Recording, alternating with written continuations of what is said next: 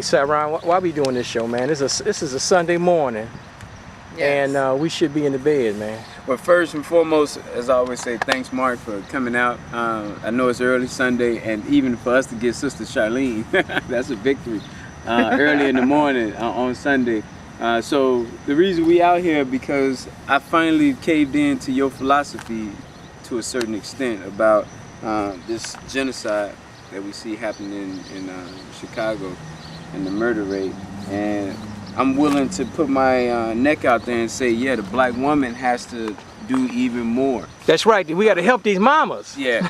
One of the things about we brought Charlene so we can play good cop, bad cop, if you will. Oh, you gonna defend the women, Charlene? I'm gonna defend the women, but I'm also going to. I have a stance on how we play a critical role in what's going on in our communities. So what made you change your mind, Mr. Smith? Last weekend, I mean, what happened? I looked at, we had, I think the numbers was like 120 shootings and we had like 20-something murders in the last like 30 days in Chicago. So what did they say? We have more murders in Chicago than Afghanistan. Yeah, 280 right now. You know. So anyway, when you look at the murders and what's happening, what do you always see? One of our sisters pleading, crying, saying that my son wasn't in the game. Wait, I don't want to put on blast per se, but this is from. We don't know this is from the. This is a young lady from. This is the Sun Times. Yeah.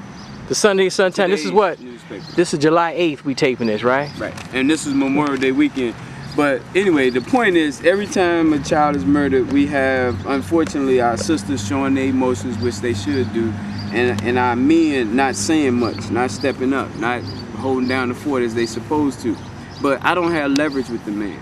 The woman does. And so that's why I was telling Sister Charlene, what do you think about if the woman said, I'm going to shut down 2 things if you don't act right? What? You're going to shut it down? Shut down 2 things. One is the access to housing, because all of the guys that's hanging out, not being productive members of society, laying their head somewhere, whether it's with their mom, grandmother, or their girlfriend, all women. If you say, I'm no longer going to tolerate this, they're going to have to make a change. And they're dying anyway. That's the sad part. We're dying anyway. Why not die for a cause and say, no more will I allow you to be unproductive in my house? So you're saying that mothers, the grandmothers, the girlfriends, the wives, whoever, stop letting these men just hang out. You can't. We saying and not be good men, just you know. You just can't be unproductive. You can't be in the house and not contributing to the household. Wait, what if they selling? We're gonna get to sex. We gotta talk about sex. Right. What if the young man is bringing money in because he's the old man? He's stealing. He's a thief. He's doing something illegal, but he bringing money in. Is that okay? Well, I want to hear Charlene's perspective on that part. But let's go to the sex. Let's go to the sex then. Then we'll bring Charlene in so we can talk about the woman's side. It's a form of recreation, if you will. What? Is, you know, it's a form of recreation. It is. It's a pleasure. You know, it's something you do to reward yourself. So why should I be rewarding someone whose behavior isn't uplifting the household, the community, and respecting me? So that's.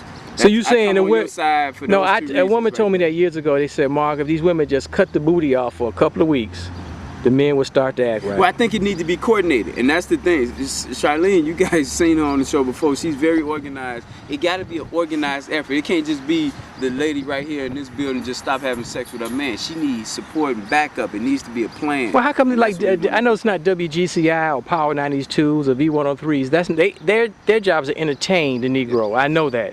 They're most like, you ever see the what's the guy with the flute and he plays the little flute and the snake be snake charmer. You see the guy, he played the flute and the snake be moving around. Yeah.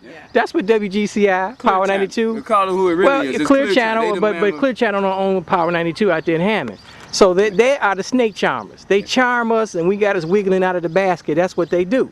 But how can we get them to say they need to push this idea either directly or indirectly that these women should start demanding these men act right? Charlene, you think, I don't even think it's on us, not the media to do it. Well, the media got, well, we should make, well, how are we going to talk to the people? Yeah. I mean, in order for us to get a massive response, we do need the media. But why would they do that for? Because we demand it. If we demand it, right. If you place a demand on people, I've noticed that once the squeaky wheel is the one that's always heard. So if we place a demand and they see that we have standards, that we have the desire to make changes in our community, then they will stand up with us. You know, it was evident when we went to the north side to talk about the violence on Memorial Day weekend, and I realized that, you know, it was the power of the cameras that kept us actually safe, because there were gangbangers out there who said that this is the life that they live and this is the life they chose to live. And if you walk further down, the mothers and the fathers were hanging out of the windows asking, you know, what is this that they're doing, blah, blah, blah. And it's because they formed a unity. There's power in numbers. We already know that. So therefore, if there's power in numbers, then we need more women to stand up. We need media coverage when we have those women to stand up. You know, Malcolm X was challenged when they realized that he had the power to organize and have all these people stand together in agreement. So that's something that we're going to have to look at. As women, we can stand together. There's more women. There's what, 10 women to 1 man? But especially in the black communities. Well, you go to the store. I was at Lowe's hardware store, you know, 83rd Street, and you know, there were girls working there. I said, where the men at? You go. People say you go downtown. All you see is the sisters downtown. Where are the brothers? Right. That's what's so sad, though, Charlene. That's what I'm saying. The black man is disappearing, and we know they're in jail. We know they're going into the grave. Those are 2 places where I'm seeing. And then the good ones are marrying outside the race. I'm not saying that's bad, but a lot of African American men, 20% of African American men marry outside. The black woman. Well, the black woman in the hood, right? Woman, that leaves the black woman to try to, if you would say, reform some of these ones that are out here, and so therefore you have them tolerating crap that they don't have to tolerate. But let me repeat that again. 20% of African American men marry outside the African American race. Okay, then you have some gay men. We have a percentage of men are gay, and it seems like the gay brothers are coming out more every day. And they should. And I ain't hating on that. Nothing wrong with that. I'm just saying. So when you talk about men who marry outside the African American clan here, the race here, and then you have the gay men, how many brothers? And they get the brothers in prison. How many left? How many good brothers are left?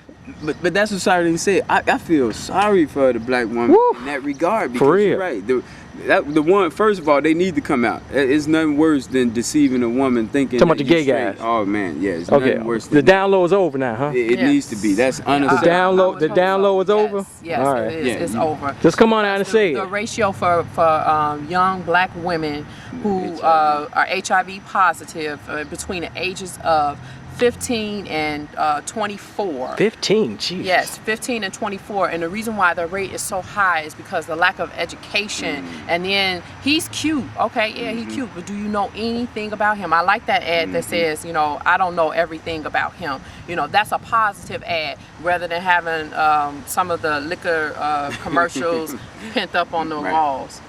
So now, I saw that, but I still didn't make heads or tails of it. What are they saying? What's your status? Your status. What your status is. Yeah, what your status is. If you're getting with this guy, it's your duty, your responsibility to go and make sure that he's tested and you're tested as well, so that you're not spreading this disease amongst your. See, when I was a teenager, you didn't have to go check your status because there wasn't no AIDS. Everybody had some STD. It was some STD. No, it wasn't no AIDS when I was a kid, baby. And when I was in high school, there was no AIDS in the 70s. There was no AIDS. Think about that. I'll be 50 in August, so you know what I'm saying? They had not bought it to. No, it wasn't. No, they ain't cooked it. Hey, they ain't cooked it up in the laboratory yet. Trust me, it's out here now. But you know what I'm saying? People should know their status. But these women got this. They got to lay the law down. Here's what's frustrating to me, and I just say a woman real close to my family. I'm not gonna put her on blast. Has a 19-year-old that sits in the back of the enclosed garage and smokes weed 3 times a week. She's the head of the household, no male in the house, and it's frustrating me because I know he can do better, but in that environment he's allowed to fester, relax, chill, and relax with the marijuana. She is the only one who can say no more, effective August 1st. But she didn't want to kick her boy out. She didn't want to kick her son out. You know how that is. Because of all of the stuff that's going on in the street, the murder rate is so so she high. he's protected. Like that's right. Yes, she's protecting him, and she's keeping him from doing it somewhere else. But when he go to battle weed, he can get murdered. This is true. You know this is true. But in her mind, this is what she's trying to do. She's trying to protect her son. She's trying to at least leave one for some of these young girls who, you know, are hopeful. Do we have a child sleeping on that bench over there? Well, who's sleeping on the bed?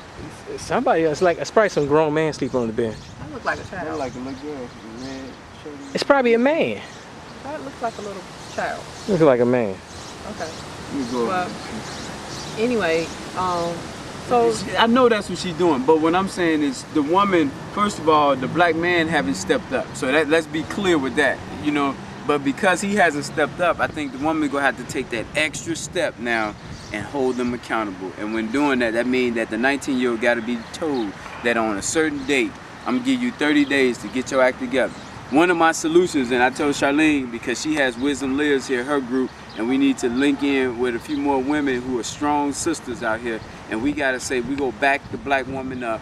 But on August 1st, we're gonna have the National Evict the Black Man Day if he don't commit to doing something constructive. I love that. Say that again. I'm sorry. The National Evict the Black Man Day. That sounds harsh. No, that's cool. And as a black woman, a single black woman at that, I choose not to Tolerate foolishness. To tolerate that. Not only that, and not to have to shack. I refuse to settle. What's wrong with shacking? Come on. Shacking is not where it is. Listen, when my wife kicked me out of my house, I'm gonna find some woman. There's some woman go take me, take me in. Because I tell her I got somewhere to go. I got somewhere to go. That's the problem. They so needy. Y'all so needy. Out here who take. You got somewhere to go. I take Mark. They call my house now. You come over my house now, Mark. I said, let me get my stuff. No, but we laughing, but that's serious. No, that's serious. There are some lonely people out there, and we need. Wait, and they prey on that. And let's get real. I hope my teenagers not watching this show, but the point is that in the sense that these women they want to get their freak on.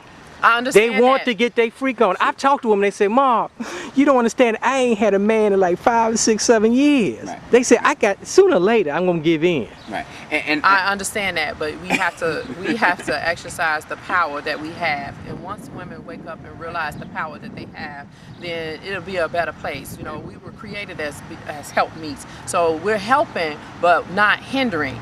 And reciprocal too. Yeah, but celibacy is not part of our lexicon. You know what I'm saying? No, it's not. And part of having sex is for the procreation. That's right. I know procreation. So what we have to do is we have to take consideration. If you're not ready to do that, bring in more children who have no daddies, or he going home to that woman and you got a secret family. Why you got to be a secret? Why would you want to be a secret? And that's the thing that I look at. And I think that the biggest thing is, first of all, if the male don't respect himself, you can forget about him respecting you. So let's be clear on that. Go ahead. You got to demand and help him understand. Out of 24 hours, 4 hours you go do some respect, and that's gonna be the 4 hours you with me. The other 20 you can go back to being as you always have been, disrespectful. But you cannot be a black man sitting in the car and that black woman pumping the gas. Unacceptable. I have a different take on it because I deal with a lot of young girls. And the problem that I'm seeing is they're growing up. I see these women come in with these the stretch pants on. You know, just because they make it don't mean everybody can wear it. They stretch pants and they see through. If I see your underwear, so you know what? Let me show you. Just stop before you go to the girls. The girls don't wear panties no more. They wear these thongs, don't they? Because I don't see panty lines. No. You see panty lines. There's no panty lines. It's all thongs. Just so they have seamless underwear. Just so. What the boy shorts? What are you talking about? Boy shorts. They're no, I wouldn't know about these things. You should bring a pair so we can see something. Someone said, but it's seamless underwear. Yes, yeah, because it's so smooth. And like they ain't got no underwear on. Yeah, sometimes they don't have underwear on. Stay focused. No, truly. I mean, no, I'm getting real now. I'm saying, and this is what I ask the girls. If they can see it, they have nothing to imagine. Exactly. So you have to leave something for them to. But why do women? Why do women? I tell folks, if I want to see naked women, I go to the grocery store. Because they be all naked at the grocery store. Oh yeah, then when they bend down, they bend down to get the groceries out of the machine. I see all this booty crack. But this is I see booty crack at the store. Not at all. No. There's women. It's women in general. That's right. But you know what? It's also what we allow media to project women as, and we're objects. But what they saying? But I want to be comfortable, Mark. You know what I'm saying? I got a 16-year-old daughter, and I'm strict. I said, you can't wear no halter top, tank top, tube top, crop top, belly thing. You can't wear none of that.